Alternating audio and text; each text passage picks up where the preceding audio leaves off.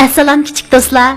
Harflar tartibi bo'yicha sanaganda 5-o'rinda turadigan Re oilasi sizni kutib turib etibdi. Undaqda boshlandik. Yolg'iz Re.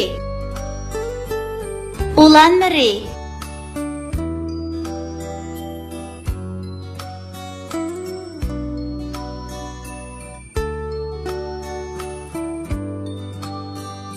Ravabimning tarisini cho'qib oldi to'michoq.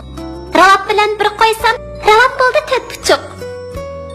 Shir kirpiga etildi, kirpishirg'i sanchildi.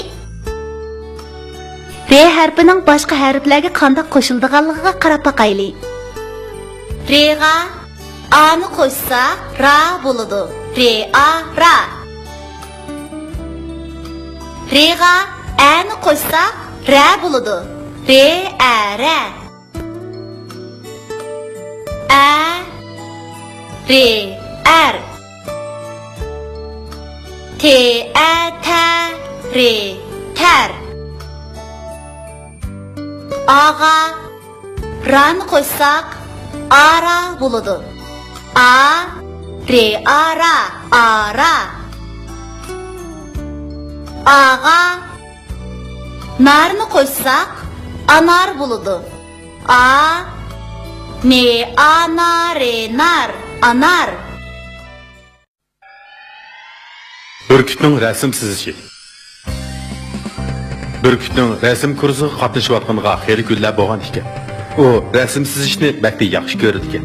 U dars oraliqida raketa, ravaq qatorliqlarning rasmini sizib bo'lgandan keyin yana nima sizishni zotli bilinmabdi. Bir kuni o'rmonlikqa berib sizadigan obyekt topolmay xiyol surib o'ltirsa, o'rmon ichidan bir sher chiqib kelib, bir quram tosh ustiga chiqib uxlab qoldi. Fursatni g'animat bilgan Burkut darhol sherning uxlab yotgan qiyofatini sizishga boshladi. Rasmni sizib bo'lay deganda havo shaharida o'ltirib sayr qilayotgan ikki o'quvchi bu yerdan o'tib qoldi. Ular Burkutning rasm sizalaydiganligiga hayron qilib, uning rasm sizishini aniqroq ko'rish uchun pasligan ekan.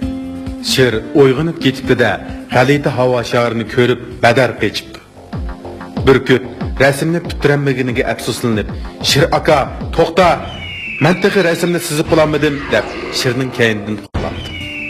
Sher havo shaharidan bakli qo'qib ketganlikdan udulidagi yo'g'on bir daraxtga jong'ida usib yiqilibdi. Tishlarimi sunib ketibdi. Shundan keyin Sher hargiz sirtda uxlab qolmaydigan bo'ldi. Burkut bo'lsa, ta hozirgacha chal rasmni bitirib olish uchun heliqi quram toshning yanida Sher qachon kelib tosh ustida uxlaydi ekan deb uni saqlab, qalamini siyog'ichilab, engakini yo'lab o'ltirarmish.